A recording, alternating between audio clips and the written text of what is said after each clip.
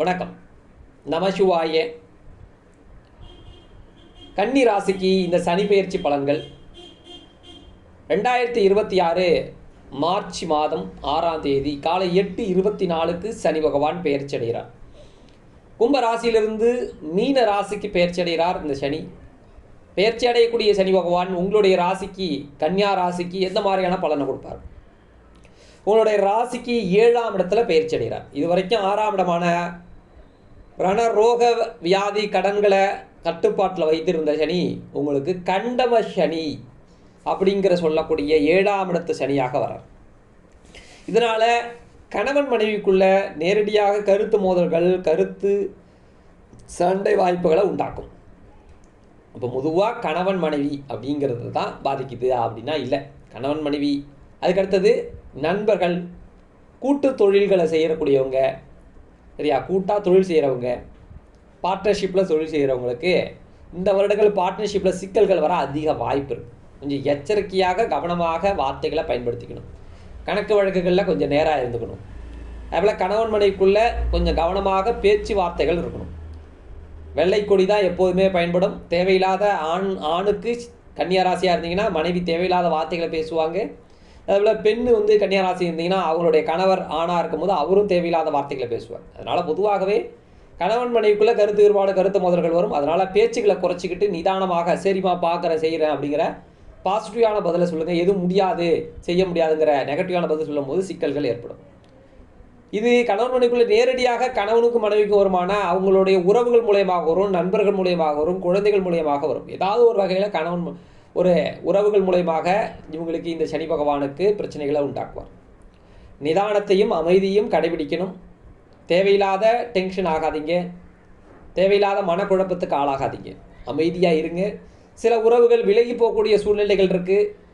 இந்த சனி முடிந்து கண்டம சனி, அஷ்டம சனி முடிந்து தான் அந்த உறவுகள் சேரும். அதனால் நிதானமாக இருங்க. சில பேர்களுக்கு எலும்பு சம்பந்தப்பட்ட பிரச்சனைகளும் எலும்பு ரீதியான குழப்படிகளும் இந்த கண்டம சனியில் ஏற்படலாம். மூக்கு, தொண்டை, இதனால் சில உபாதைகள் ஏற்பட வாய்ப்புகள் உண்டு.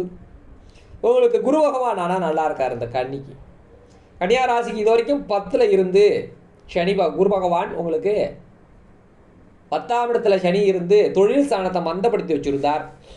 இப்போ இந்த மே மாத இறுதியில் குரு பகவான் உங்களுடைய ராசிக்கு 11ஆம் இடத்துல உச்சம் பெறார். ஒரு சுபகிரகம் ரொம்ப உச்சம், ரொம்ப 11ஆம் இடங்கிறது குருவுக்கு ரொம்ப வலிமையான ஸ்தானம். இந்த ஒரு ஆண்டு இந்த குரு உச்சம் பெற்று சனியை வேற பார்க்குறார்.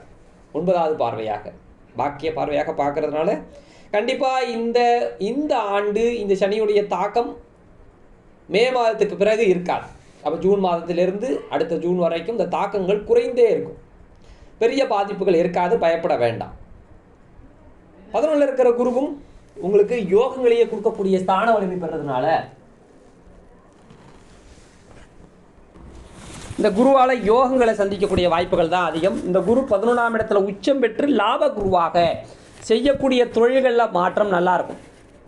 அப்போ சிறு வயதில் இருக்கிறவங்களுக்கு கல்வியில் நல்ல முன்னேற்றம் இருக்கும். கொஞ்சம் அசட்டு தன்மைகள், சோம்பேறித்தனத்தை விட்டிங்கன்னா கல்வி நல்லபடியாக படிக்க முடியும். ஏன்னா 7ல் இருக்கிற சனி உங்கள் ராசியை பார்க்குறதுனால கொஞ்சம் உங்களை ஸ்லோ பண்ணுறார். ஆனால் எதிர்பார்த்த நன்மைகளையும் சேர்ந்தே கொடுப்பார். குரு 11ல் இருக்கிறது உங்களுக்கு கல்வியில் முன்னேற்றம் உண்டு. சில பேருக்கு எதிர்பார்த்த இடமாற்றங்கள், குறுகிய பயணங்கள், அல்லது சில பேருக்கு வெளிநாடு பயணங்களும் கிடைக்கலாம். சில பேர் வேலைவாய்ப்புக்காக வெளிநாடு போகக்கூடிய சூழ்நிலைகளும், இடமிட்டு இடப்பெயர்ச்சி அடையக்கூடிய வாய்ப்புகளும், பொருளாதார ரீதியாக மேம்பட்டு வரக்கூடிய நிலைகளும் உண்டு. திருமணங்கள் நிறைய பேருக்கு நடக்கும். சில பேருக்கு இந்த 7ல் சனி பொதுவாகவே 5ஆம் இடத்திற்கு தொடர்பு பெற்று 7ல் தொடர்பு பெறார். 5க்குரியவர் 7ல் தொடர்பு. அப்போ பூர்வ புண்ணியாதிபதி உங்களுடைய இன்னைக்கு வாழ்க்கையோட தொடர்பு பெறதுனால உங்களுடைய திருமணங்களுக்கு நிறைய முயற்சிகள், கன்னிராசி திருமணம் ஆகாதவங்களுக்கு திருமணம் நடக்கும். நிறைய பேருக்கு காதல் வரும். அந்த காதலால் சில சிக்கல்களும் வரலாம். பழைய பேர் ரொம்ப முன்னாடி காதலித்த காதல் வாழ்க்கை பின்தொடரலாம். நிறைய பேருக்கு அந்த காதல் திருமணமாக நடந்து காதல் மனைவியாக மாற்றம் அடைவாங்க. காதலியாக இருந்தவங்க மனைவியாக மாறுவாங்க. ஆனால் கொஞ்சம் கணவன் மனைவிக்குள்ளே சண்டை வழக்குகள் இருக்குது. அதில் மட்டும் எச்சரிக்கையாக இருங்க. இப்போ நன்மையும் இந்த சனி பகவான் கொடுக்க தான் போகிறார். திருமண விஷயங்கள் நடக்கிறார். நிறைய பேருக்கு இந்த 11ல் இருக்கக்கூடிய குரு 5ஆம் இடத்தை பார்க்கறதுனால குழந்தை ஸ்தானத்தை கொடுக்குறார்.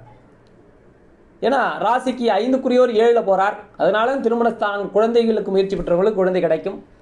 அதனால் இந்த கன்னி ராசிக்கு குழந்தைகளுக்கு முயற்சி பண்ணக்கூடியவங்களுக்கு ரொம்ப நாள்பட்டு குழந்தைகள் இல்லை 2வது குழந்தைகளுக்கு முயற்சி பண்ணுறவங்க, இல்லை குழந்தையை முதல் குழந்தையை பிறக்கல லேட் ஆகிட்டே இருக்கா அவங்களுக்கு குழந்தை அப்படிங்கிறவங்களுக்கு உடனடியாக குழந்தை வாய்ப்புகளை உண்டாக்கும்.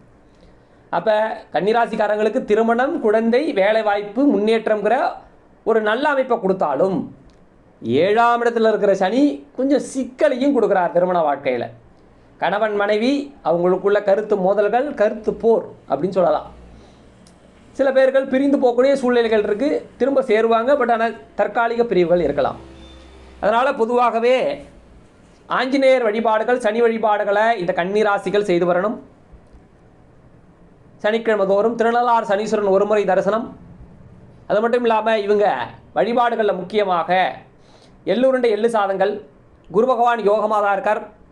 மேல் சொன்ன வழிபாடுகளை செய்யுங்க, கண்டிப்பாக நல்ல பலங்கள் நடக்கும் அப்பான்னு சொல்லி உங்களுடைய கருத்துக்களை பதிவிடுங்க, கமெண்ட்ஸில் சொல்லுங்கள். நம்மளுடைய சேனலான சத்யசிவம் ஆஸ்ட்ரோ சேனலுக்கு உங்களுடைய ஆதரவுகளை கொடுங்க, ஷேர் பண்ணுங்கள், சப்ஸ்கிரைப் பண்ணுங்கள். உங்களுடைய கருத்துக்களை சொல்லும் போது தான் நம்மளுடைய சேனல் அடுத்த ஸ்டேஜுக்கு நகரும். நன்றி.